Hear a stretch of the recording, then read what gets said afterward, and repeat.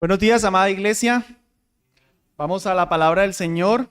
Ubiquémonos en primer lugar en el Evangelio de Mateo, capítulo 1, versículo 18. Solo vamos a tenerlo ahí, no vamos a realizar la lectura por el momento.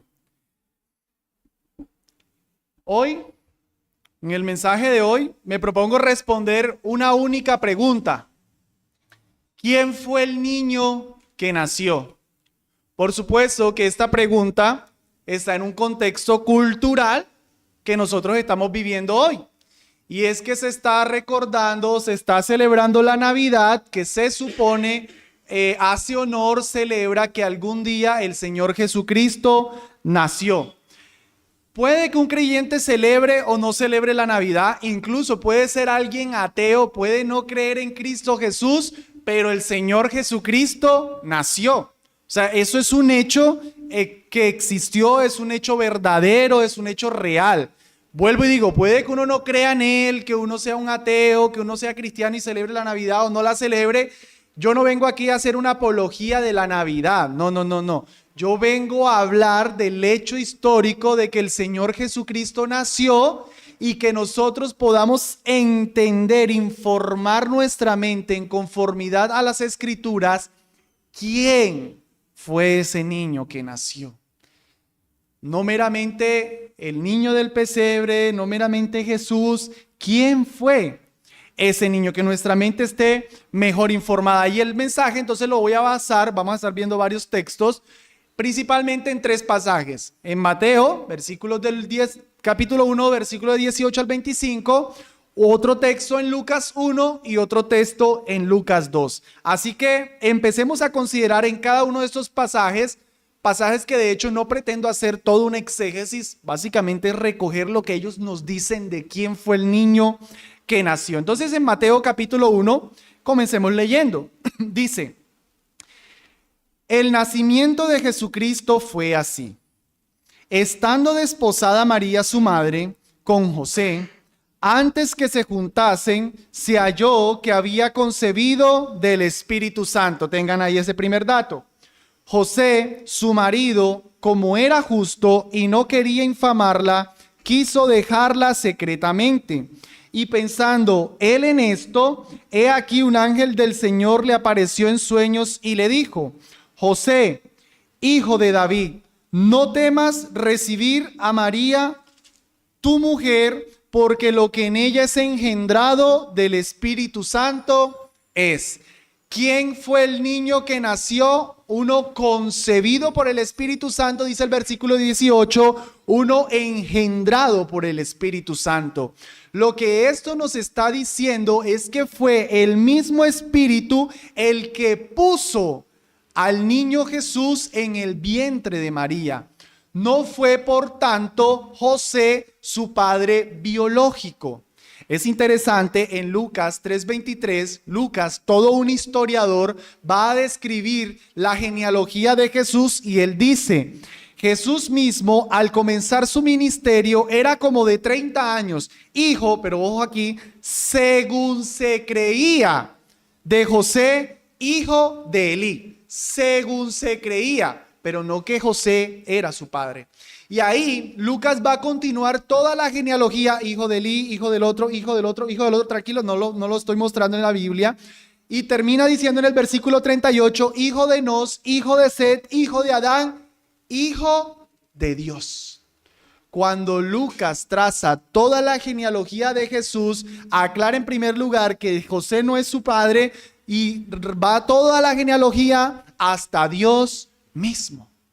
José no era el padre de Jesús. Jesús fue engendrado por el Espíritu Santo. Ahora, eso tiene un peso teológico muy importante. ¿Por qué era importante que José no fuera su padre o un hombre fuera su padre? Porque, hermanos, teológicamente y biológicamente, el padre es el que engendra el pecado en el hombre. El padre varón es el que transmite el pecado. Biología básica: el padre pone el semen, de donde de hecho se habla la palabra, pone la semilla, de donde de hecho viene la palabra semen. El padre es el que engendra La madre, por supuesto, aplica también todo eso de los cromosomas y demás, pero el padre es el que pone la semilla. Si si José coloca su semilla en María, entonces un pecador estaría ahí. Pero el que puso la semilla fue Dios mismo, Dios Espíritu Santo. Por tanto, el ser que está siendo concebido es Dios mismo. No tiene la corrupción de la naturaleza humana. María va a aportar lo que en teología se dice la naturaleza humana. Cristo, el eterno Dios, va a tomar para sí naturaleza humana, pero Él es el eterno, el que ya existía, el preexistente, que se mete en el vientre de María y toma para sí la naturaleza humana. Pero otra vez, que José no sea su padre biológico, es lo más importante, es que entonces el que va a nacer o el que es engendrado no tiene pecado. Primera característica, sigue nuestro texto, versículo 21. Y dará a luz un hijo y llamará su nombre Jesús. Ahí está. Porque él salvará a su pueblo de sus pecados. El nombre del niño que nació fue Jesús, y ese solo nombre ya marcaba su destino. Como siempre se dice, los nombres, nosotros le colocamos a nuestros hijos nombres más porque son bonitos, porque es bíblico, etcétera, etcétera. Pero en la Biblia los nombres tenían peso. Y el solo nombre de Jesús, aquí mismo se dice, Él salvará a su pueblo de sus pecados. O sea, esa etiqueta, ese nombre, ese registro civil de nacimiento ya estaba diciendo qué le iba a tocar hacer. Nació para salvar, nació para morir. Su nombre Jesús quiere decir el Señor es mi salvación o la salvación es del Señor. Uno encuentra el nombre Jesús mayormente en los evangelios que en las epístolas o en Apocalipsis. ¿Por qué? En las epístolas y Apocalipsis también aparece, pero aparece más en los evangelios. ¿Por qué? Porque el nombre Jesús conlleva dos cosas. Por un lado, su humanidad. Se suele relacionar el nombre Jesús con que él fue un hombre, verdaderamente hombre, y se relaciona también con su historicidad. O sea, que él fue un ser real, que verdaderamente pisó esta tierra.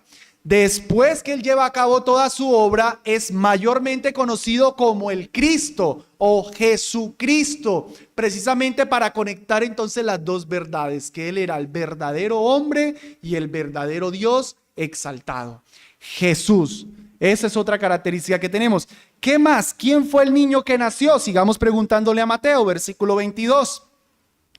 Todo esto aconteció para que se cumpliese lo dicho por el Señor por medio del profeta cuando dijo: He aquí una virgen concebirá y dará a luz un hijo y llamará su nombre Emmanuel, que traducido es Dios con nosotros. ¿Quién fue el niño que nació? Nació Emmanuel.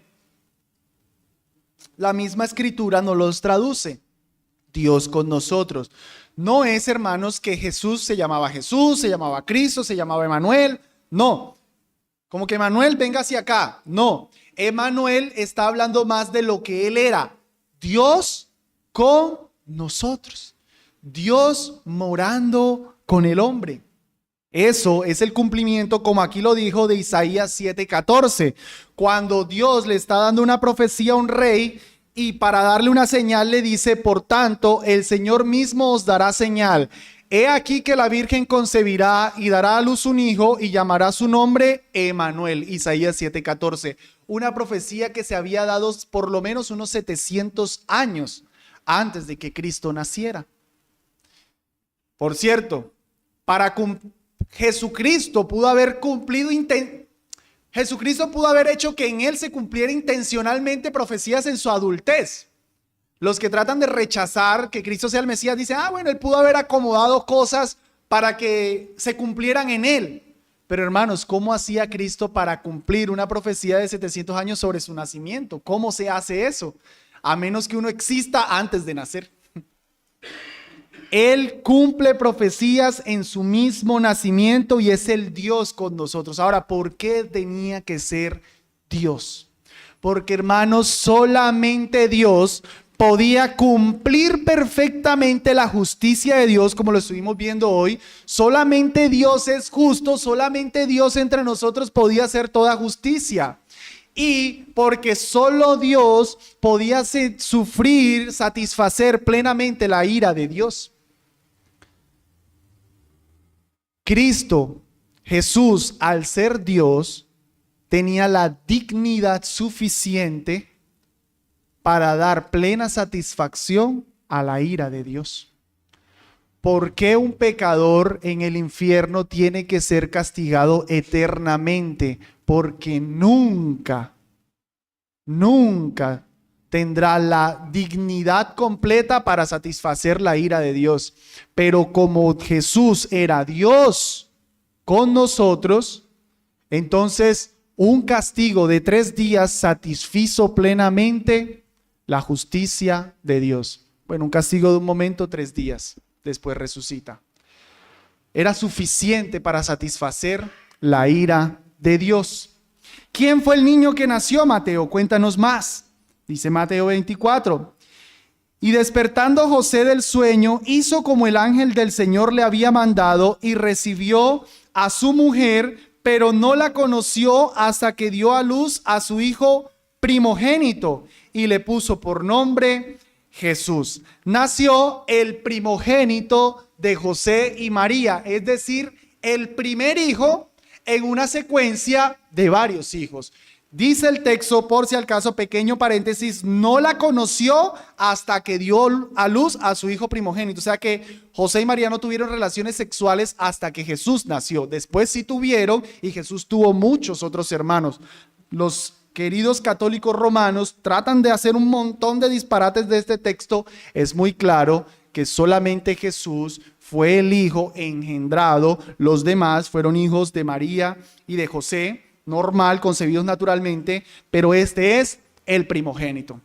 Ahora, la Biblia llama a Jesús primogénito también en otras partes, pero ya no solamente pensando el primero de una secuencia de hijos, sino como de preeminencia. Quiero que me acompañen a Colosenses capítulo 1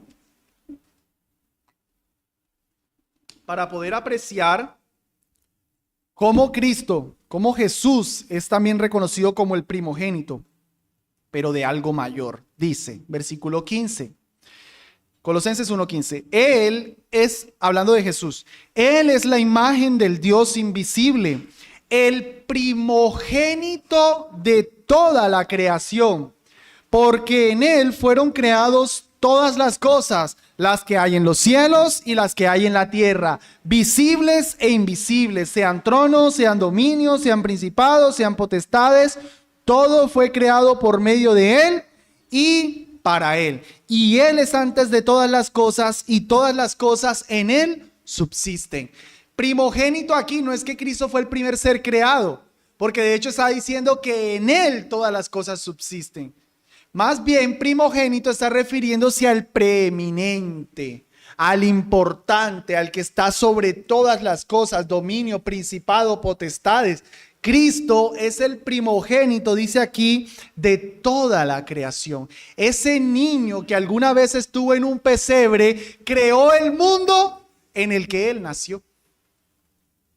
El niño que nació fue el que creó las vacas, los caballos, los padres que ahí estaban dándole en su nacimiento, que ahí estaban en su nacimiento.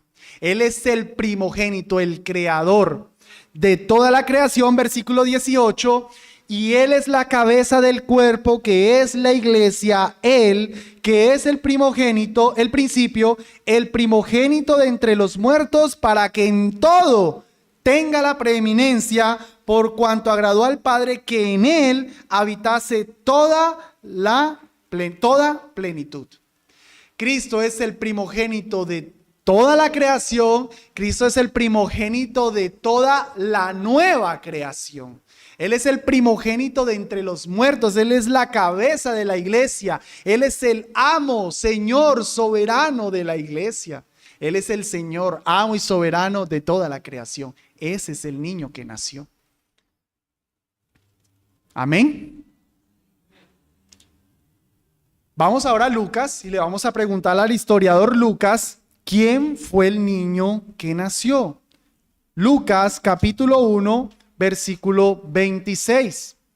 Ya Mateo nos dijo que el que nació fue el engendrado, se llamó Jesús, nació el Dios con nosotros, nació el primogénito. Ahora Lucas 1:26 nos va a dar otros datos más de quién fue ese niño que nació. Dice, al sexto mes ¿de qué? Pues del embarazo de Elizabeth. El ángel Gabriel fue enviado por Dios a una ciudad de Galilea llamada Nazaret, a una virgen desposada con un varón que se llamaba José, de la casa de David. Tengamos ese dato ahí. Y el nombre de la virgen era María. Y entrando el ángel en donde ella estaba, dijo: salve, muy favorecida, el Señor es contigo, bendita tú entre las mujeres. Mas ella, cuando le vio, se turbó por sus palabras y pensaba: ¿qué salutación sería esta? Entonces el ángel le dijo: María, no temas, porque has hallado gracia delante de Dios. Y ahora concebirás en tu vientre y darás a luz un hijo y llamarás su nombre Jesús. Ya tenemos ese dato.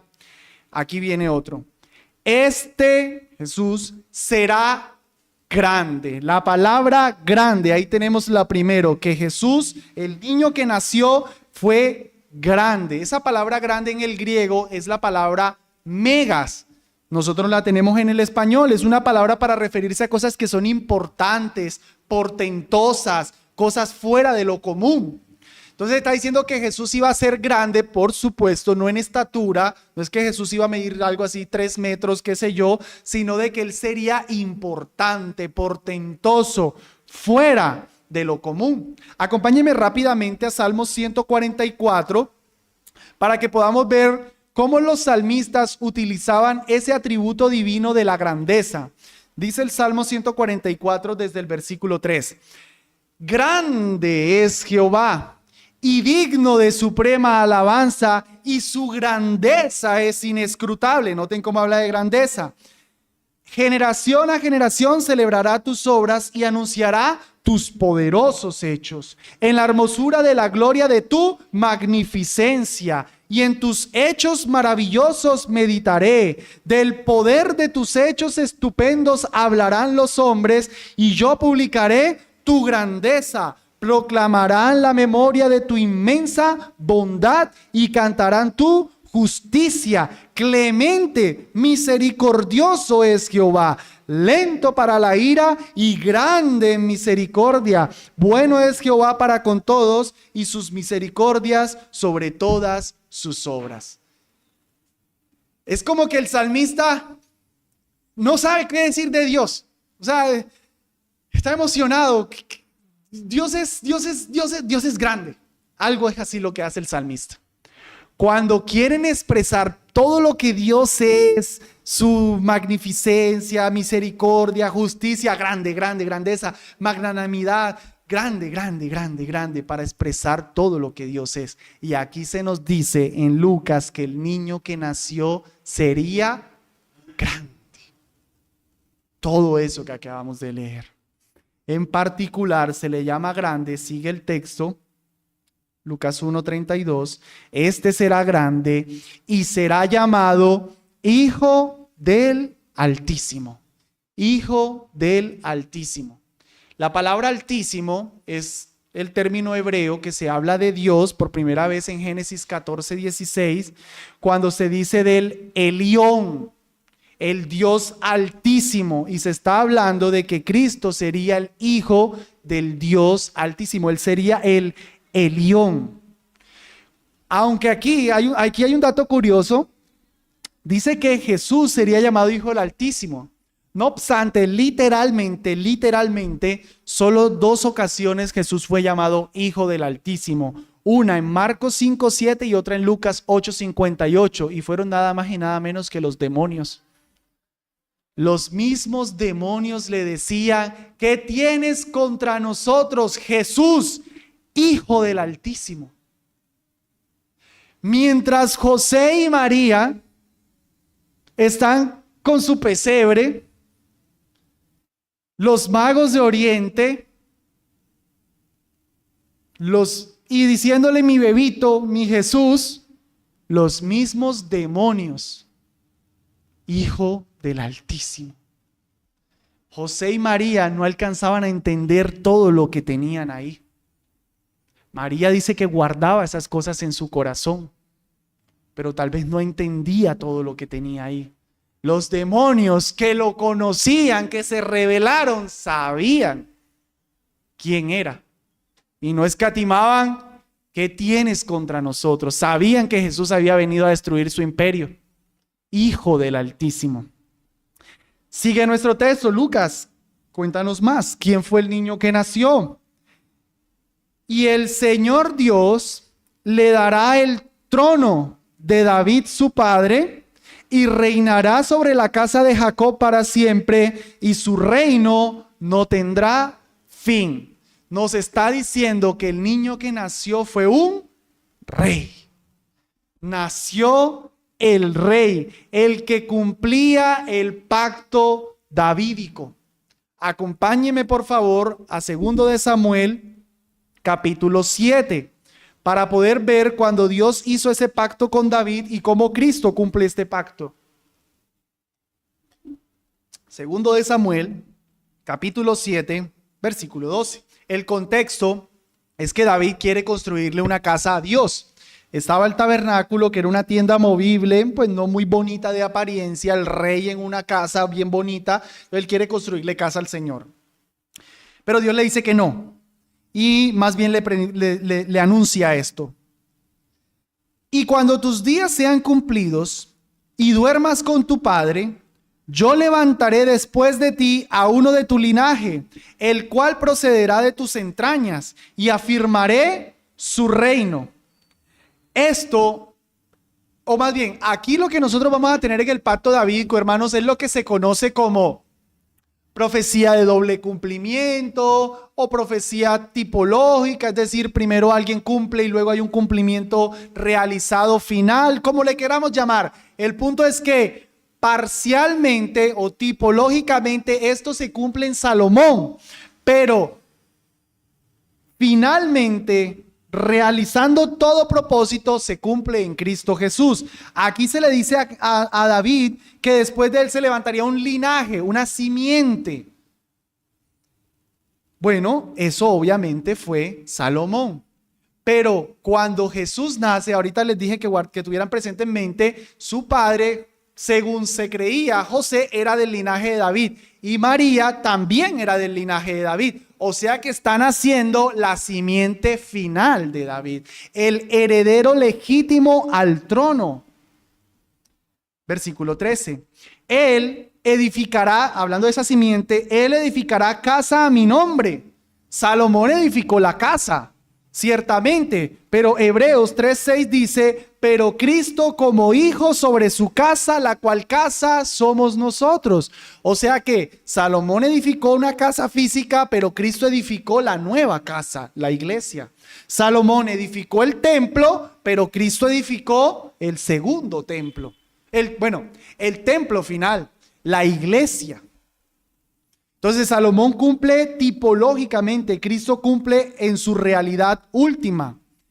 El texto de Lucas nos había dicho que él tendría un reino para siempre, gobernaría para siempre y su reino no tendría fin. Miren la profecía desde aquí, otra vez en el 13. Él edificará casa a mi nombre y yo afirmaré para siempre el trono de su reino. Para siempre afirmaré el trono de su reino. Sería un reino eterno, algo que Cristo cumplió. Terminemos. Yo le seré a él por padre y él me será mi hijo, y si él hiciere mal, yo le castigaré con vara de hombres y con azotes de hijo de hombres.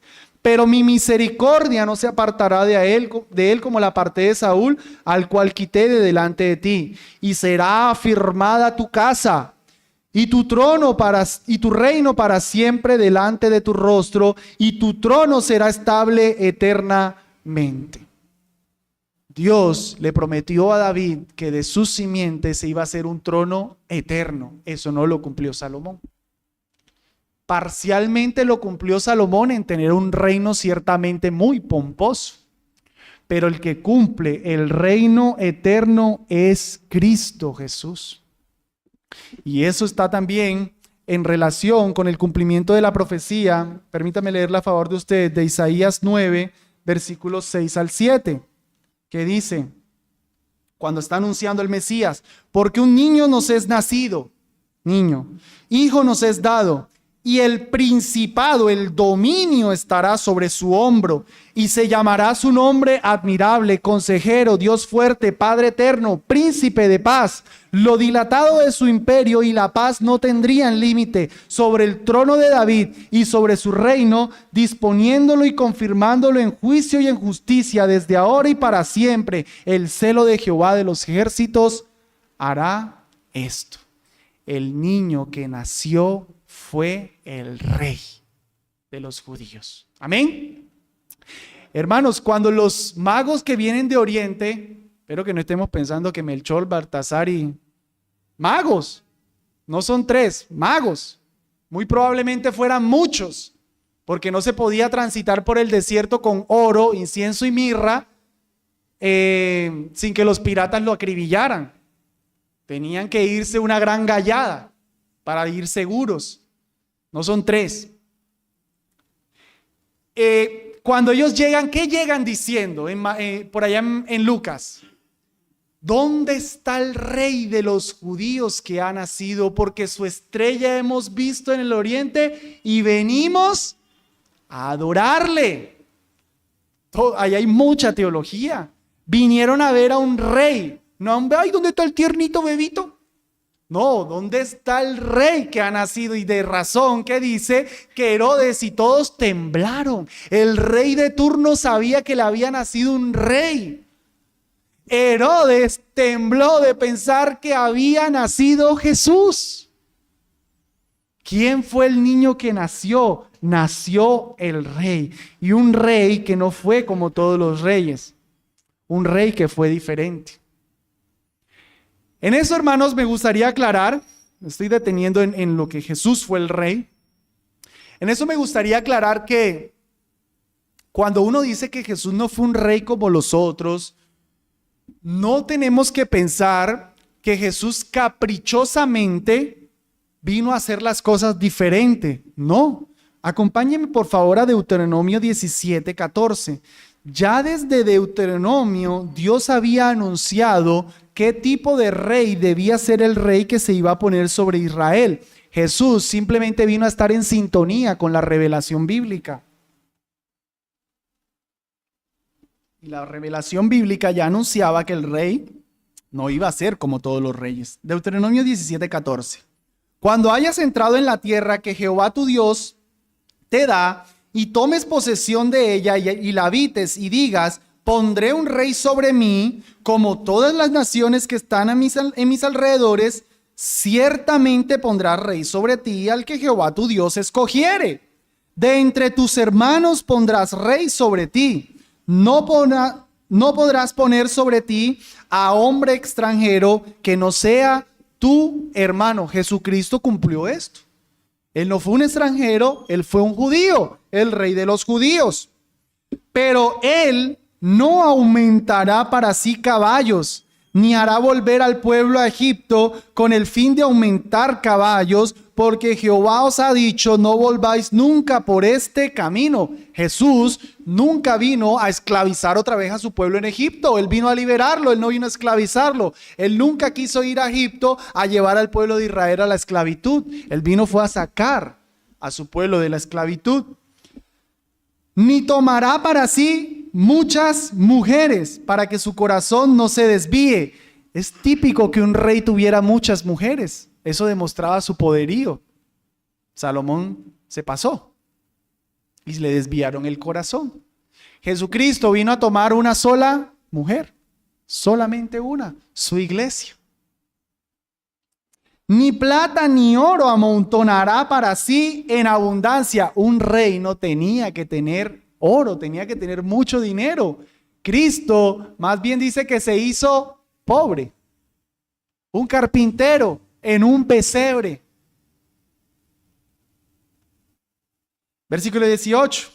Y cuando se siente sobre el trono de su reino, entonces escribirá para sí en un libro una copia de esta ley, del original que está al cuidado de los sacerdotes levitas, y lo tendrá consigo y leerá en él todos los días de su vida, para que aprenda a temer a Jehová su Dios, para guardar todas las palabras de esta ley y estos estatutos, para ponerlos por obra, para que no se eleve su corazón sobre sus hermanos, ni se aparte del mandamiento a diestra ni a siniestra, a fin de que prolongue sus días en su reino, él y sus hijos en medio de Israel. Jesús solamente hablaba la palabra de Dios. Dios quería que los reyes conocieran su ley para que anunciaran su ley. Jesús llega, dice, el reino de los cielos se ha acercado, arrepentíos y creed. Se le hicieron un cuantos discípulos, Mateo 5, 6 y 7, Sermón del Monte. Contracultura cristiana, lo estamos estudiando en los miércoles, está siendo una bendición aprender del mensaje del rey. ¿Qué vino a hacer Jesús? ¿A dar algo distinto? No, a dar la interpretación de la ley. ¿Quién fue el niño que nació? Nació ese rey. Y como todo rey tuvo un trono. ¿Cuál fue el trono de Jesús? Piensa en un momento. ¿Cuál fue el trono de Jesús? Él tuvo un trono. ¿Cuál fue el trono de Jesús? La cruz. La cruz fue su trono. Ahí lo tienen con corona. Ahí lo tienen elevado. Y ahí lo tienen, como dice Juan 19:19, con un letrero que dice Jesús Nazareno, Rey de los judíos. Clarito era su trono. No era un trono convencional porque él fue un rey que vino a salvar. ¿Quién fue el niño que nació? Ese. Pero sí tenía algo totalmente distinto a todos los reinos de este mundo. Y es que su reino sí es soberano. Todos los reyes de este mundo reclaman soberanía sobre un terreno. Ni el imperio romano, ni el babilónico, ni el greco-romano, nadie tiene el dominio que Cristo tiene. Amén. Él es el rey soberano. Hermanos, cuando piensen en ese niño que nació, piensen en este rey. Lucas, cuéntanos más. ¿Quién fue el niño que nació? Quedamos en el versículo 35.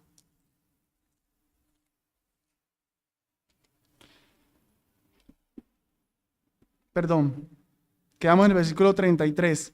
Y reinará sobre la casa de Jacob para siempre y su reino no tendrá fin. Entonces María dijo al ángel, ¿cómo será esto? Pues no conozco varón. Respondiendo el ángel le dijo, el Espíritu Santo vendrá sobre ti y el poder del Altísimo te cubrirá con su sombra, por lo cual también el santo ser. ¿Quién fue el niño que nació? El santo. Hermanos, Jesucristo ha sido el único bebé santo. De suerte, yo incluso estudiando esto, dejé imaginar un poco de cosas y mejor ni las digo, pero de suerte que la Biblia no nos cuenta su infancia. De suerte que no. Pero hermanos, ¿cómo habrá sido eso? ¿Cómo habrá sido tener un hijo santo?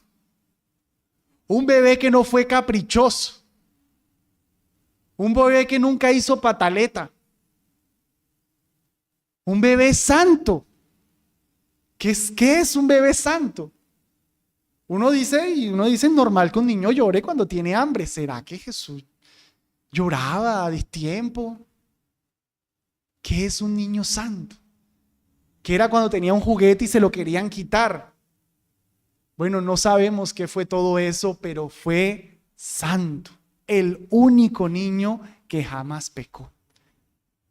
Si alguna vez le dieron varita, ha sido la varita más injusta del mundo. Porque jamás pecó, hermanos.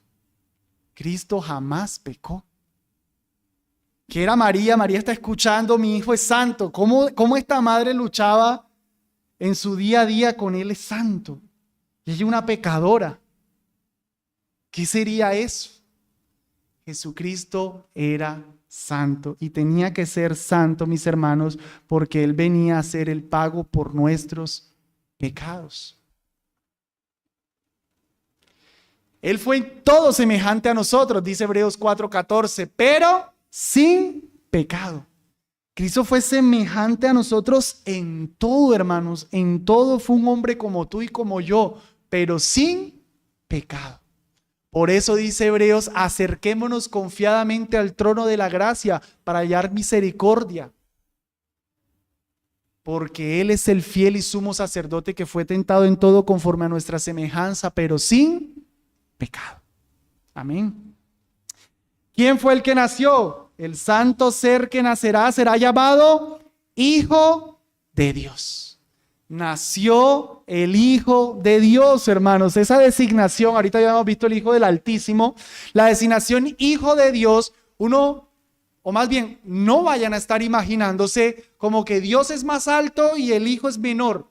El Padre siempre será más que el Hijo no es tan importante como el Padre, no. El Hijo de Dios es una designación, es un título para hablar de que Él mismo es Dios. Hermano Jeffrey, tú estás infundando eso. No, los mismos judíos lo sabían. Dice en Juan 5:18, por esto los judíos aún más procuraban matarle, porque no solamente quebrantaba el día de reposo, sino que también decía que Dios era su propio Padre, haciéndose igual a Dios. Cuando los judíos escuchaban que Jesús era el Hijo de Dios, ellos no estaban pensando en Hércules, en la mitología, en toda esta cosa de que los hijos de los dioses, no. Ellos estaban pensando, este se está haciendo igual a Dios. Se está diciendo que es Dios mismo. Emmanuel, Dios con nosotros, el Hijo del Altísimo. Sigámosle preguntando a Lucas, pero ahora en el capítulo 2, versículo 8. Lucas, ¿quién fue el niño que nació? Y aquí nos remitimos a aquel relato de los ángeles y los pastores.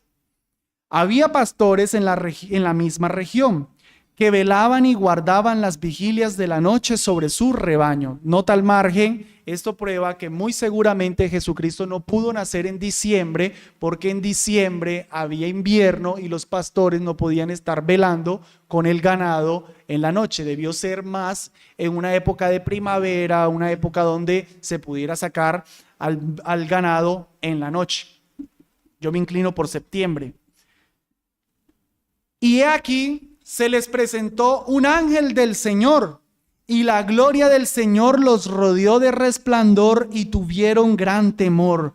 Pero el ángel les dijo, no temáis, porque he aquí, os doy nuevas de gran gozo. Tengan eso, hermanos, que Jesús nació, es nuevas de gran gozo.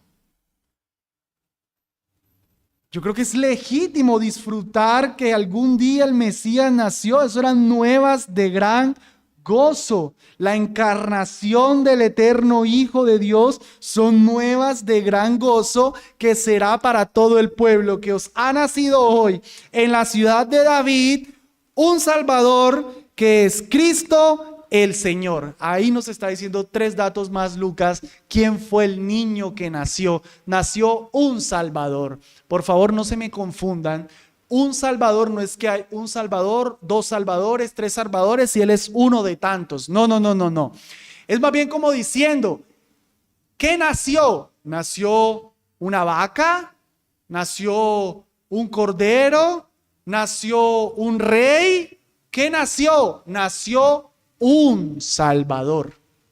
En el lenguaje griego ni siquiera existe el artículo indefinido un, como para decir que es uno entre tantos. Más bien está hablando de su naturaleza. ¿Cuál es la naturaleza de ese niño que nació? Ese niño que nació es un Salvador. No es un mero niño, no es un mero bebito, es un Salvador. Nació alguien que vino a morir por pecadores. Hermanos, cuando recordemos Navidad, sí, muy bonitas las luces, el regalito, la comida, pero Navidad conlleva algo bien feo. Navidad conlleva pecado. Navidad conlleva, porque son pecadores, ese nació. O sea, si no fuéramos pecadores, Jesús no nace. ¿Me hago entender?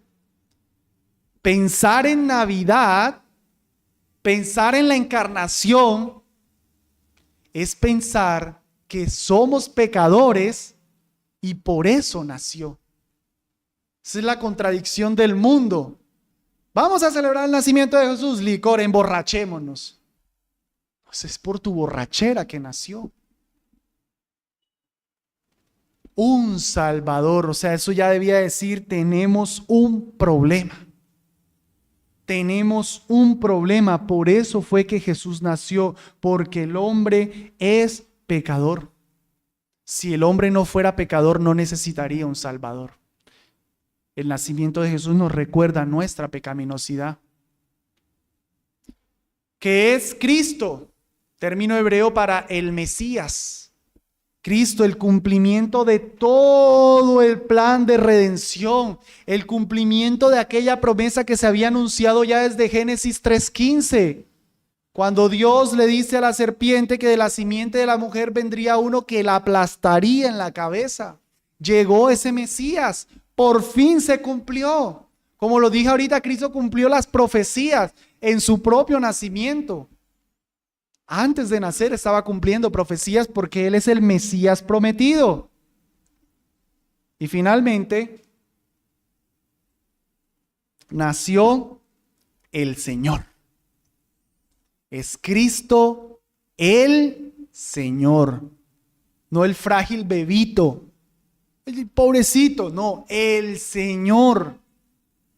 Nuevamente, me imaginaba ¿cómo sería sus padres instruyendo al Señor?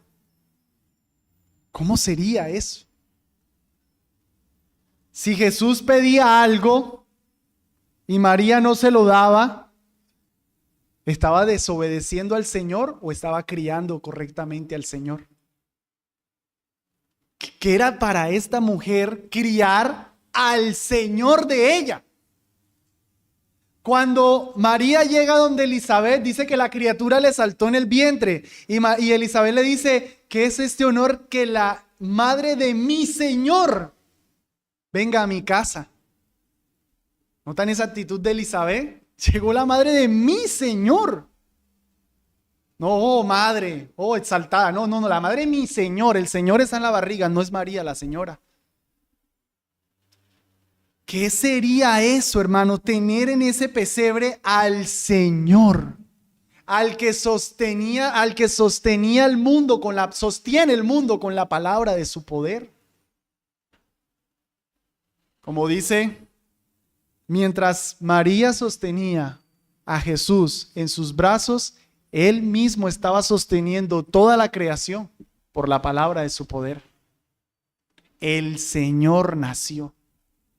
El amo soberano, el Rey eterno nació.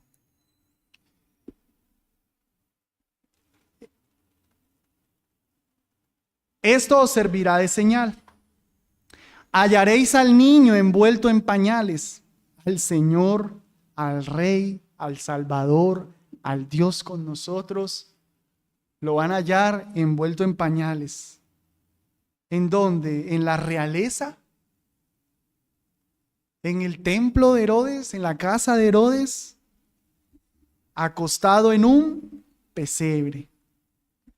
Y repentinamente apareció con el ángel una multitud de las huestes celestiales que alababan a Dios y decían: Gloria a Dios en las alturas y en la tierra paz, buena voluntad para con los hombres. O como otra Biblia los traducen, gloria a Dios en las alturas y en la tierra paz para con los hombres de su buena voluntad.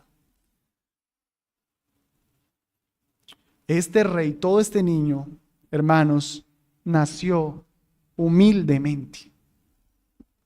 No nació en pompa, no tuvo oro, se hizo pobre para que nosotros fuésemos enriquecidos.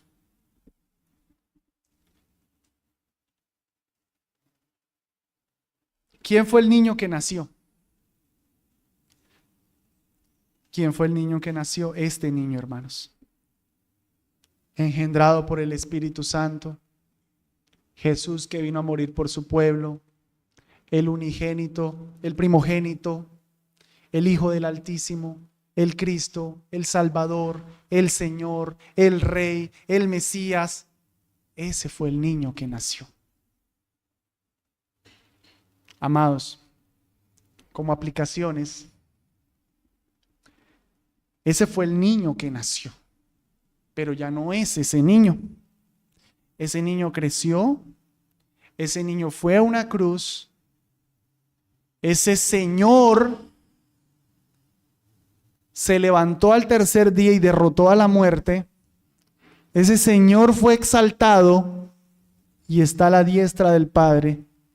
Y ese Señor ha dicho que va a venir por segunda vez. No a inspirar esa ternura que inspira un bebé, sino a traer justicia sobre todos los que no creen en Él. A acabar con este mundo y a dar entrada a un nuevo mundo. Amados, en esta época no adoramos un bebé.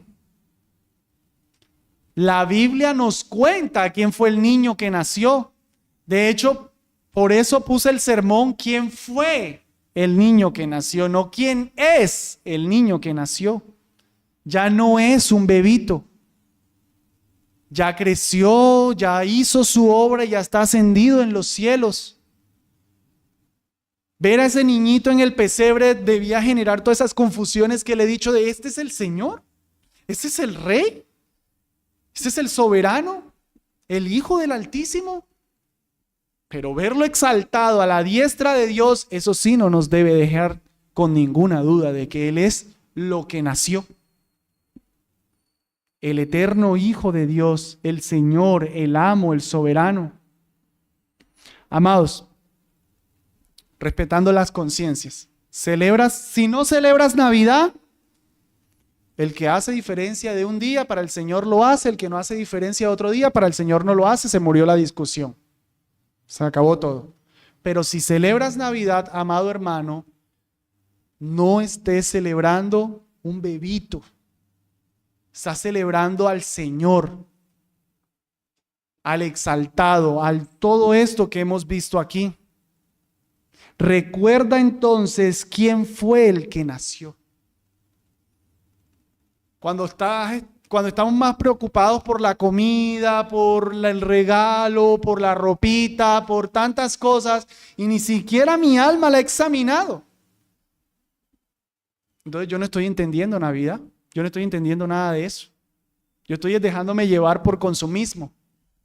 Pero si por lo menos esta época me hace pensar en que algún día el Hijo Eterno se encarnó, yo debería pensar, se encarnó el Rey. ¿Cómo estoy con ese Rey? Se encarnó un Salvador. ¿Me ha salvado? Se encarnó el Hijo de Dios. Se encarnó el Señor que me va a reclamar a mí. Se encarnó el engendrado por el Espíritu Santo. Se encarnó Jesús, el que vino a morir por su pueblo. ¿Soy yo de ese pueblo? Ese ejercicio lo podemos hacer en cualquier época del año. Ahorita hay sensibilidad a eso. Aprovechemos entonces ahorita y examinemos nuestra alma. No examinemos el regalito tanto, examinemos nuestra alma a la luz del niño que nació. Hoy día Jesús quiere que vivamos de acuerdo al reinado que Él vino a instaurar. Amados, sigo en el tema. Si celebras Navidad, cuidado, vas a celebrar Navidad en contravía del Rey que nació. Oh Rey, voy a celebrar que algún día naciste, voy a hacer todo lo que no te agrada. Oh Rey, voy a celebrar que tú naciste, voy a dejar de ir al culto para tener bien preparado lo de la noche. Eso es una contradicción total. Oh Rey, no le voy a hablar a mi familia de ti porque pues van a decir que qué fanático. Entonces, ¿para qué vinieron a celebrar el nacimiento? Aprovechen más bien, amados hermanos, aprovechemos más bien la ocasión para hablar de alguno de todo esto que he dicho hoy. Tomémonos un tiempo con nuestros familiares, principalmente los incrédulos. Y cuando nos digan feliz Navidad, por ahí, en la conversación, ¿sabías que cuando Jesús nació, dice Lucas, que nació un Salvador? ¿Por qué un Salvador?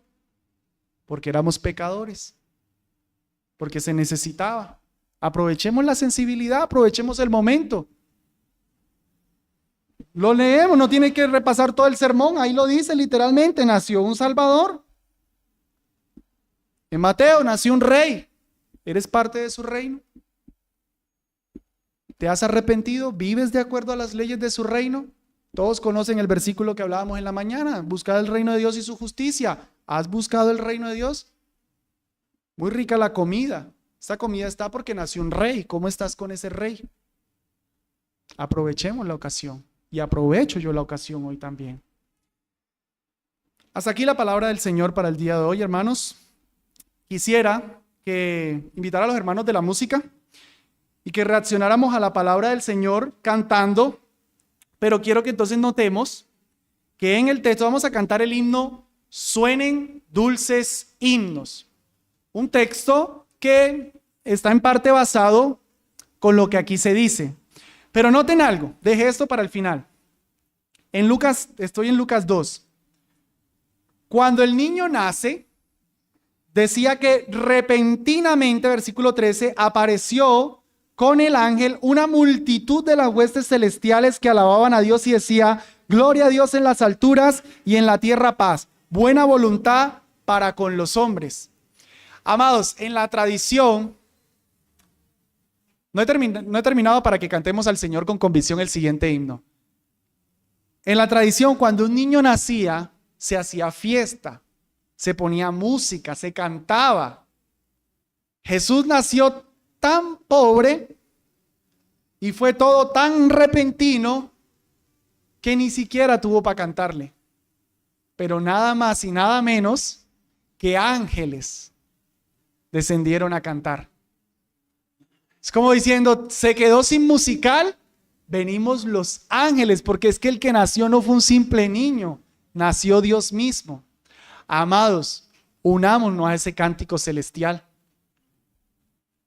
Unámonos a ese cántico celestial. Nosotros entendemos mejor que los ángeles por qué nació, mejor que ellos. Cantemos con gloria, con convicción al Señor que Él nació. Amén. Los dejo para que cantemos.